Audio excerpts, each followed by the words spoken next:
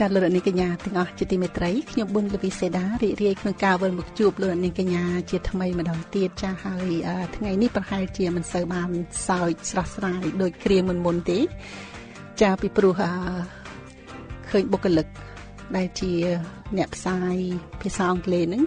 ពួកលោកមានភាពក្តុកក្តួលមែនទែននៅពេលដែលពួកគាត់នាំគ្នាចូលក្នុងកម្មវិធីទាំងអស់ហើយនិយាយលាអ្នកស្ដាប់របស់ពួកគាត់ចាគឺមានអារម្មណ៍រំភើបក្តុកក្តួលរំជួលចិត្តចាហើយពួកគាត់នាំគ្នាថតរូប post នៅលើ Facebook លាន់ទៀតហ្នឹងចាអញ្ចឹងទៅពិបាកថាកិច្ចមិនរួចមើលមិនឃើញយ៉ាងម៉េចបើនៅនឹងមុខអញ្ចឹងទៅហើយចាហើយកម្មវិធីពេលព្រឹកដែលមានលោក Phil Kafkaludis ជាពិធីករដែលមានដំណើរការអស់ពេលជាច្រើនឆ្នាំហើយធ្លាប់បានទៅធ្វើការផ្សាយផ្ទាល់ជាមួយនឹងខ្ញុំផងដែរនៅពេលពិធីបុណ្យអុំទូកនៅក្នុងប្រទេសកម្ពុជាចាឥឡូវហ្នឹងកម្មវិធីហ្នឹងលែងមានតទៅទៀតហើយចាហើយតើលោកនាងកញ្ញា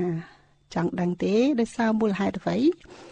ហើយចុះជោគវាសនារបស់ពួកខ្ញុំដែលជាអ្នកធ្វើកម្មវិធីផ្សាយខេមរៈភាសាហ្នឹងហើយនឹងភាសាដទៃទៀតហ្នឹងនឹងคล้ายទៅជាយ៉ាងណាដែរចាខ្ញុំនឹងព្យាយាមជំរាបលោកនាងកញ្ញាទៅតាមលទ្ធភាពដែលខ្ញុំអាចធ្វើជូនបានចាស់ហើយនៅក្នុងបន្ទប់ផ្សាយផងដែរហ្នឹងក៏មានអ្នកនាងដ៏ស្រស់ប្រំប្រៃយឹមវិមាឡាហើយនឹងលោកដ៏ស្រស់សង្ហាខុនអាលិចអង្គុយរួមគ្នាជាមួយនឹងខ្ញុំលើកលែងតែលោកយុទ្ធឈៀងចាលោកយកពេលឈប់សម្រាកបន្តិចដើម្បីធ្វើការងារនៅក្នុងក្រុមគ្រួសាររបស់លោកហើយមិនថ្មីទេតែពួកខ្ញុំ3នាក់ហ្នឹងក៏អាចសន្ទនាជាមួយនឹងលោកនាងកញ្ញាផងដែរចាហើយបើសិនណាជាប្រិមិត្តចាប់អារម្មណ៍ចង់អញ្ជើញចូលរួមសូមផ្ញើសារមកលេខបូក61 427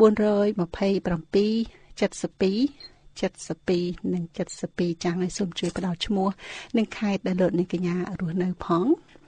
បើសិនណាជាអាចធ្វើទៅបានចាស់ហើយសូមដាក់លក្ខខណ្ឌបន្តិចបានទេហើយសូមអធិស្ឋានថ្ងៃនេះរៀងកាចបន្តិចតែសំឡេងនឹងខ្សោយទៅ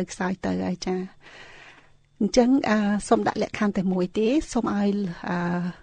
សូមផ្ដល់ពេលវេលាជូនតែ1នាទីទេសម្រាប់ម្នាក់ចាពីព្រោះមានសារចូលមកច្រើនចាអញ្ចឹងដើម្បីចឹងអ្នកនាងមាឡាប្រាប់ថា2នាទីទៅចិត្តល្អបន្តិចទៅតែប្រយ័ត្នអត់បានចូលទាំងអស់គ្នាចាអញ្ចឹងសូមគាត់ថាអាណិតអ្នកភ្ជាប់ទូរស័ព្ទលើកអត់ទាន់ចាលោកសវត្រាគាត់ទៅកាន់ទូរស័ព្ទនៅថ្ងៃនេះចាអញ្ចឹង2នាទីក៏2នាទីចាបំណាច់នឹងបែកគ្នាហើយក៏ចិត្តល្អបន្តិចក៏មិនថ្មីដែរចាលោកនាងកញ្ញាគឺពេលនេះជាពេលដែលយើងខ្ញុំត្រូវតែជម្រាបនៃការពិតខ្លះៗដែរអំពីស្ថានភាពថវិកាក្តីហើយនឹងកម្មវិធីជាទូទៅហ្នឹងគឺថាដើម្បីជាការគោរពស្រឡាញ់ផ្ដល់ព័ត៌មានជូនប្រិយមិត្តអ្នកស្ដាប់ទាំងអស់ឲ្យលោកបានជ្រាបផងចាស្រាប់តែនិយាយសុកបាត់មនុស្សទៅណាអស់លែងមានកម្មវិធីរួចហើយយឹមវាម្ល៉េះហើយនឹងខុនអាលិចកាត់ស្អីហ្នឹងនាំគ្នាថតរូប post ពេញ Facebook ទៀតនេះអត់ខ្ញុំម្នាក់ក្តុកក្តួលរំជួយចិត្តពីតែនោះគិតទៅនាំគ្នាថតរូប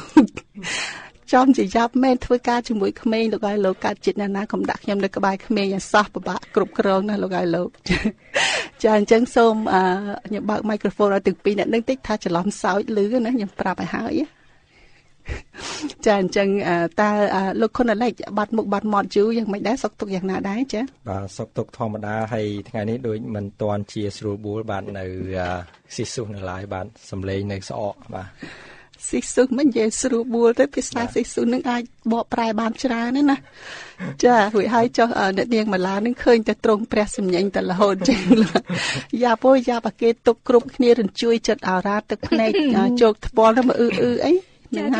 ជំរាបសួរប្រិមិត្តសិនចាជំរាបសួរលោកនាងជាថ្មីហើយអំបញ្ញមិញហ្នឹងអ្នកស្រីប៊ុនរវីសេដាអាងតាមានមេក្រូគាត់